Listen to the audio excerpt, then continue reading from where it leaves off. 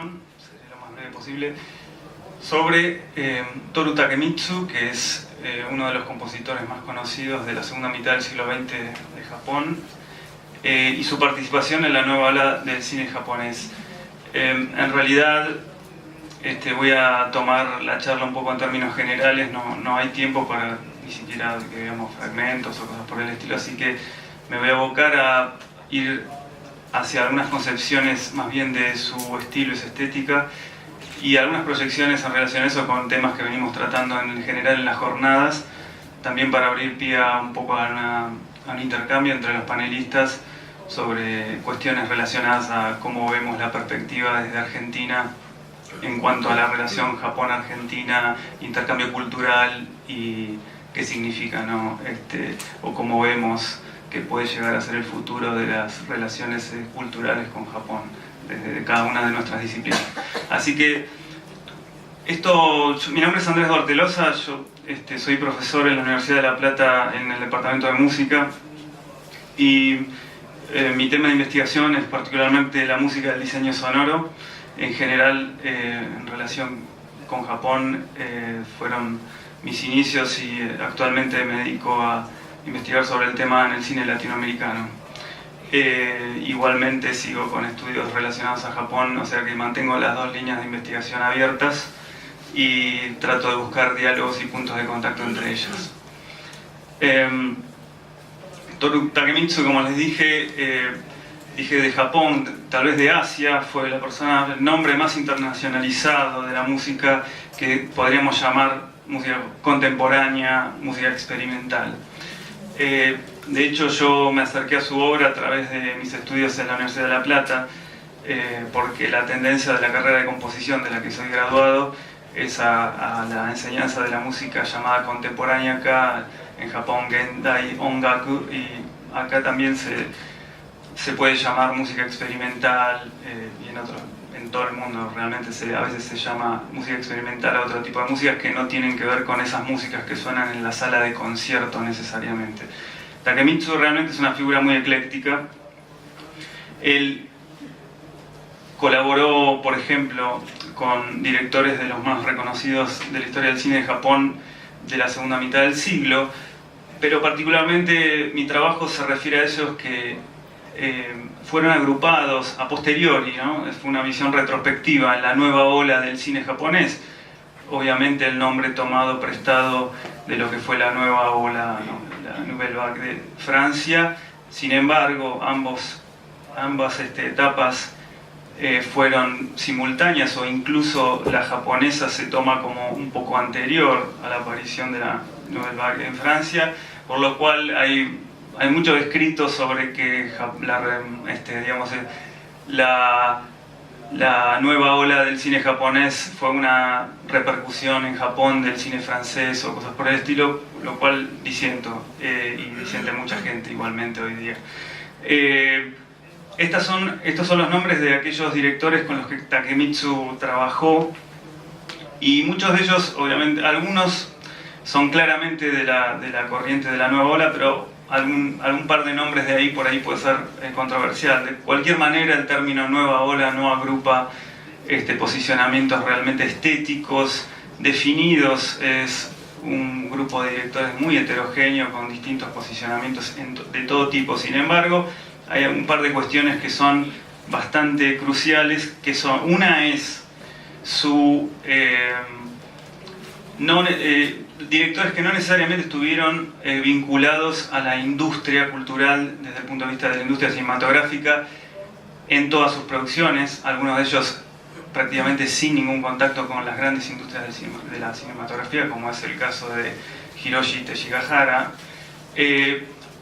Algunos de ellos que por cuestiones de diferencias en las libertades que se le daba para su creación terminaron optando por generar una forma de producción de cine diferente, que tenía que ver con hacer un cine un poco más producido independientemente, fuera de los circuitos tradicionales de la industria.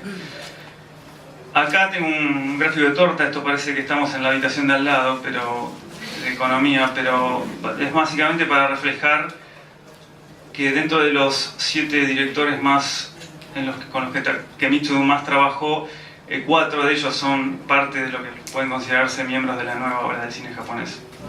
El que batió el récord es Masahiro Shinoda, quien hizo 16 películas con Takemitsu, además de que eran grandes amigos, y que realmente Shinoda se transformó en un difusor de la figura de Takemitsu, incluso después de su muerte, y todavía hoy que sigue vivo sigue dando conversaciones sobre la música de Takemitsu. A Shinoda tuve oportunidad de entrevistarlo y realmente fue muy provechoso. Es una persona que conoce muy bien la visión y la perspectiva de Takemitsu en cuanto a la vinculación entre imagen, sonido y música. El margen se movió un poquito, problemas de formato. Bueno, cosas que se han dicho de Takemitsu en relación a en qué basaba su estilo y su pensamiento musical. Takemitsu nació en 1930, él vivió la guerra, la Segunda Guerra Mundial, y fue en esa época, para finales de la guerra, que él decide dedicarse a la música. Básicamente su estudio de composición fue autodidáctico, salvo algunas excepciones de breves lapsos de estudio con profesores, pero nunca pasó por las academias formalmente, lo cual lo hace un caso bastante atípico y excepcional, porque en el lapso de unos 10 años o menos, yo diría 9 o tal vez 8, se transformó de un amateur en la música en un profesional de la música totalmente formado, lo cual es bastante admirable en términos temporales.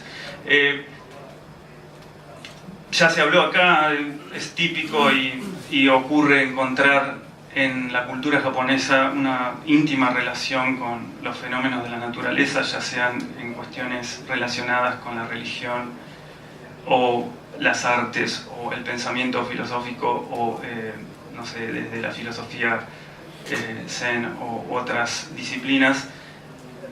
Y Takemitsu no es la excepción. Él realmente retoma estas relaciones como una cuestión central en su pensamiento. Para él el arte surge de la naturaleza y es hacia donde el arte debería tender a volver, porque para él de alguna manera veía que en su época esa relación se había un poco disociado y había unas tendencias. Obviamente él estaba hablando también en aquella época de las tendencias más racionalistas en la música, por ejemplo, como ocurrían en Centro Europa, en las corrientes alemanas, francesas, por ejemplo, en aquella era el auge y el momento cumbre de lo que se llamó el serialismo integral, por ejemplo. Luego, en la década del 60, la nueva complejidad surgió como opciones ultra racionales del control total de la música en cuanto a la composición. Takemitsu, entonces, él cree y se define en función de decir que, considerada obviamente como arte acá, esto estaba comentando hoy, en Japón estamos hablando de las universidades que a veces incluyen en las universidades de arte esta arquitectura, cosas que no pasa en todos lados y no en todas las universidades de Japón. También decíamos, están las que están en arte, están las que están en ingeniería y algunos están aislados y son una disciplina autónoma. Por ejemplo, en el Sumie, el concepto de ma, cuestión de la representación de lo que sería el ma relacionado con esto. ¿Qué importa más? ¿Nos importa el ataque o la resonancia que define el espacio que contiene ese sonido y que además define el espacio en el que estamos? Yo puedo decir a través de la resonancia y más entre dos ataques, yo puedo encontrar que hay una conexión entre esos dos, donde resuena y define realmente el sonido en función del espacio en el que se encuentra. El medio se vuelve hasta más importante. Entonces, este es el concepto del río de sonido, el flujo de sonido, y ma vendría a ser algo muy conectado, porque en realidad nuestra concepción de silencio es que no, es la ausencia de sonido, decimos, pero sin embargo no existe eso, la ausencia de sonido no existe. Aire acondicionado, gente respirando, lapiceras, no existe el sonido, y entonces no existe el silencio absoluto. Entonces, sobre esta idea, Takemitsu construye gran parte de su... y voy a hacerles escuchar si se escucha, porque no sé si está bien, si se puede algo del...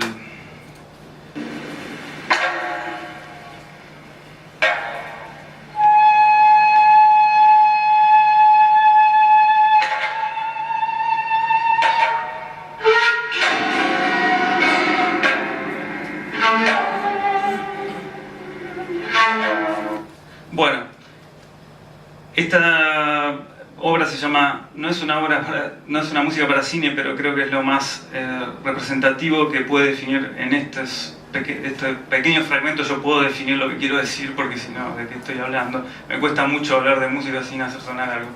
Esto es una orquestación de Sawari y Ma, realmente, porque también el shakuhachi, el instrumento de viento que se encuentra al lado del biwa, también tiene su componente de ruido y de sostenimiento del sonido en el tiempo. Y esta obra lo que hace es tomar a ellos como si fueran las matrices sonoras de donde se va a orquestar todo. Y básicamente la obra tiene muchos lapsos de ataques, resonancias. Esta fue la obra que lo consagró a Takemitsu y que lo hizo famoso internacionalmente en el año 67. Pero como no me quiero ya extender más porque se me fue el tiempo, quiero apuntar directamente a lo que significó para Takemitsu la participación en el cine. En principio él mismo decía que era un pasaporte a la libertad. ¿Se lee? Sí. Pasaporte a la libertad porque, primero porque la actividad del compositor suele ser asociada con una actividad, y lo es a veces, solitario, encerrado en una habitación, haciendo sonar cosas raras o no raras, pero encerrado y solo. Y entonces para Takemitsu era una actividad social, una actividad en la que se podía relacionar con un grupo humano y trabajar interdisciplinariamente. De hecho, él, y sobre todo con Shinoda, con el cual tenía una buena relación, no lo mismo pasó y fuera de la nueva ola con Kurosawa, con quien se peleó, pero con Shinoda le da participación incluso al grado de dejarle determinar una secuencia musical que luego iba a ser filmada. O sea, la música en la última escena de Shinjuiten no Amishima es doble suicidio, traducida, que ahora vamos a ver el póster un poquito. Esto, bueno, Kon Akashira es fruta loca, perdón, es la traducción, en España fue así, parece. Pero es eso. Fue una de las películas que se considera fundadoras del movimiento de la nueva ola, y Takemitsu casualmente participa de esta y hace una música de jazz para esta película. Bad Boys, que parece no haber sido, en español no parece haber tenido, entonces se llama Furio Shonen en japonés, es una película también con una temática, como si ustedes ven en Fruta Loca, en Furio Shonen, en Bad Boys. Obviamente el cine japonés se está tornando hacia a ciertas problemáticas de, por ejemplo, la identidad, el despertar sexual. Obviamente se hace cargo de los cuerpos y el contacto físico realmente de una manera explícita, y por eso se los considera transgresores en función de lo que viene siendo, y ustedes habrán escuchado muchas veces, y hay muchas charlas de Ozu y Kurosawa, en Argentina incluso se habla mucho de cineastas anteriores, pero esto representó un quiebre en ese sentido. Yo hablé del quiebre con respecto a la industria, también hay que hablar del quiebre con respecto a los temas y al cómo se filmaba, ¿no? Y al cómo se producía. Takemitsu entra perfecto en ese movimiento, de que eran de la misma edad con los cineastas, y produce cosas como La Mujer de Arena, que particularmente es una de mis películas favoritas de todo punto de vista.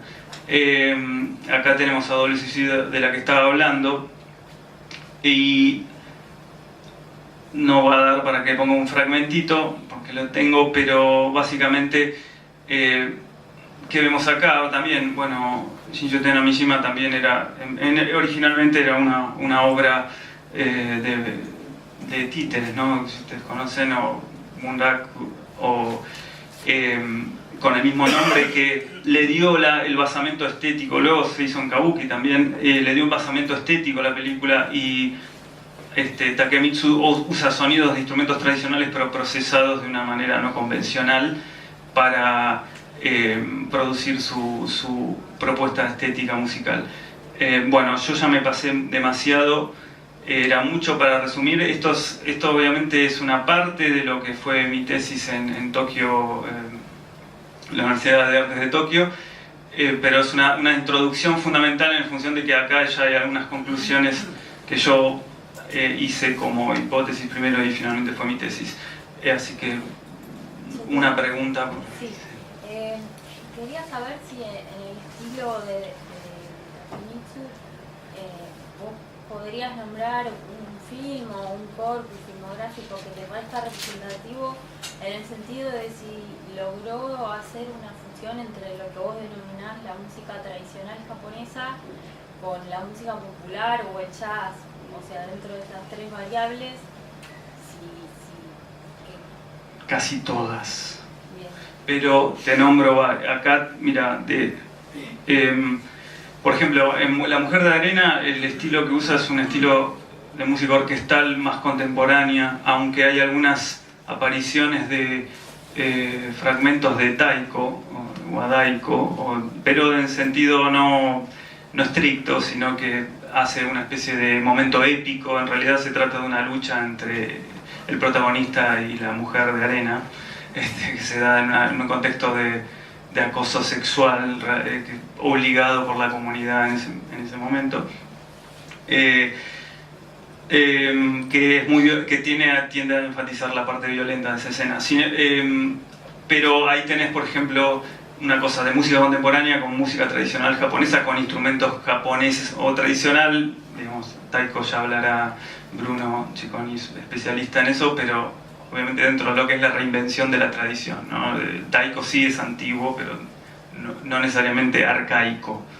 Después, de jazz, el tema del jazz lo trató bastante en forma autónoma y separada. No noté en el jazz en particular una intención de mezclarlo con otro tipo de músicas. En general se muestra en estilo tal cual es, en un estilo bebop, bop o lo que sea, que le venía bien para alguna escena. Realmente magistrales sus arreglos de jazz y muy en estilo en general, pero es un aspecto muy interesante porque faltan estudios del perfil popular de Toru Takemitsu, que fue el cuarto punto que puse en una lámina que no lo nombré, que es que Takemitsu fue, paradójicamente, nosotros en el ámbito académico en general se ha generado un antagonismo entre los populares y los académicos. Yo me considero un músico, estoy en ambas cosas, y la música, justamente por eso lo del pasaporte a la libertad que decía Takemitsu, era el lugar donde podía hacer lo que quería, a nivel sonoro, diseño sonoro, música popular, académica, música concreta, música contemporánea. Todo en el cine funciona y muchas veces fue el laboratorio experimental que él usó para después ir a la música de concierto. En la cronología de sus películas se puede ver cómo él probaba fenómenos sonoros en la película y después los llevaba al concierto, a la orquesta, como lo que vimos. Sí. No, quería saber si íbamos a poder escuchar algo de la música de Takemitsu. Por cuestiones de tiempo no tengo. Acá hay un fragmento que no tiene, tengo prácticamente metida la película, por eso nunca escuchó nada de la música de Takemitsu. No sé, capaz que escuché pero no la recuerdo en este momento. Bueno, la pongo de fondo. Sí, pero no hay mucho tiempo, ya me pasé mucho de... Lo que quería en realidad retratar eran estos conceptos brevemente para que ustedes puedan... Bueno, esto es lento y no se puede adelantar acá, este es el problema.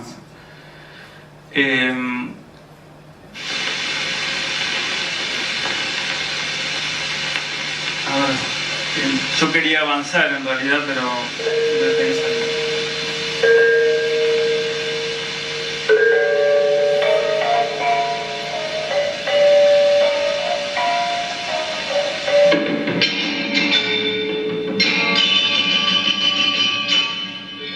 Bueno, eso es un gamelán javanés, por ejemplo. Gamelán javanés, o sea, también hacía uso de la world music. Bueno, eso, disculpen, pero no puedo pasarme más. Una cosa, sí. Cortázar, hablaba usted de Cortázar. Sí. Y en un raconto de una de sus novelas, menciona a Charlie Parker. Sí. Dice Sí. que... El perseguidor. El perseguidor, exactamente. Que Charlie no marcaba tiempo, sino que marcaba tiempo. ¿Cuál sería la diferencia para usted ahí, entre tiempo y tiempo? Bueno, wow, está para una clase de música eso. El tempo es la concepción temporal de una pieza musical. Se habla de un tipo metronómico muchas veces, pero no es eso. La temporalidad musical es algo que no es mensurable en tiempo cronométrico, pero sino musical humanamente hecho. O sea, es el tempo con que los músicos se ponen de acuerdo para coincidir, digamos, acerca de lo que... ¿Usted conoce el término groove en inglés? Sí. El groove es algo medio indefinible, que yo particularmente en la facultad estamos estudiando esos temas. Es un silencio. El groove, no, es eso que usted tiene por la sumatoria de capas musicales, lo que hace un promedio temporal entre la sumatoria de distintas capas, lo que usted podría decir, como si yo dijera, dibujo líneas horizontales, y sin embargo las iteraciones, las fluctuaciones temporales no son exactamente sincrónicas, están corridas, hay cosas que no responden a un metro. Sin embargo, usted puede sacar un promedio temporal donde hasta el director musical podría incluso adivinar dónde va a caer. Y eso no se puede medir con un metrónomo. Eso es un tempo, eso es el tempo musical. El tiempo en general se tiene como marcar tiempos, que se llama el beat, con el pulso. El pulso que determina un compás, que el compás termina siendo una grilla de grafía, una grilla que es gráfica, que sirve para contener una temporalidad musical estrictamente mensurada, que básicamente es una herramienta de comunicación para que usted sepa dónde entra, dónde sale, pero realmente cuando se toca eso no se respeta del todo, si no sería muy cuadrado, es como tocaría una computadora la música, ¿me explico? En el pentagrama aparece el tempo. El tempo está indicado como tempo metronómico, que es aproximado. En general se pone circa, la expresión CA punto y un número que tiene que ver con pulsaciones por minuto. Pero eso siempre va a ser aproximado. De hecho, los directores de orquesta nunca respetan el tempo de la partitura, sino lo que su interpretación les dice. Es para aproximar, para darle a usted una idea de lo que tiene que ser, pero eso, si lo hace así como metrónomo, mata la música. Eso es un matamúsica. ¿Se atrevería usted a decir que es un sonido real del tempo? El tempo es una fluctuación del tiempo que se mensura en función de la propia música que está sonando. O sea, son iteraciones o regularidades rítmicas, periodos rítmicos marcados temporalmente que a usted le dan una idea de dónde están los apoyos y las sincronías que tiene que haber en la música, básicamente. Es como marcaciones no cronométricas, marcaciones humanas musicales del tiempo en una música determinada. Ese tiempo va a ser diferente según la música que sea. Usted acaba de nombrar dos elementos de la lingüística. Sí, usamos de todo para hablar de música, de la pintura, de todo, visuales, textura, decimos, todo eso. No tengo palabras. El tiempo sería el devenir de la cosa y no la cosa en sí misma, quizás, si lo quiere de esa manera. Claro, O sea, es la manera en la que deviene ese ente. claro, pero sí necesita una especie de determinación de algún tipo, de una marcación que se aproxima con el metrónomo, pero que no necesariamente responde estrictamente al metrónomo. Pero cuando usted habla estrictamente de tempo cronométrico o metronómico, está hablando del tempo ese que se escribe en la partitura, que dice igual tanto. Usted decía con el sonido, ¿no? Sí. Y si de pronto en la música andaluza sí aparece lo que podríamos decir la mano como instrumento. Sí. Ellos hacen un sonido que exige una escala musical. Y eso, ¿usted no se atrevería a llamarle tempo a eso, para orientar? La mano en la música flamenca o andaluza, la palma, es el instrumento fundamental para la determinación temporal de las piezas andaluzas. Es fundamental que exista, es como un instrumento de percusión que suele usarse para, como cualquier otro, no sé, decir agogó o cualquiera, o el güiro, para marcar una temporalidad, para que todos los músicos se pongan de acuerdo y toquen juntos, lo cual si usted pone un metrónomo no va a coincidir, exactamente, va a haber corrimientos y eso es bueno que pase. Bueno, disculpe, gracias, seguimos.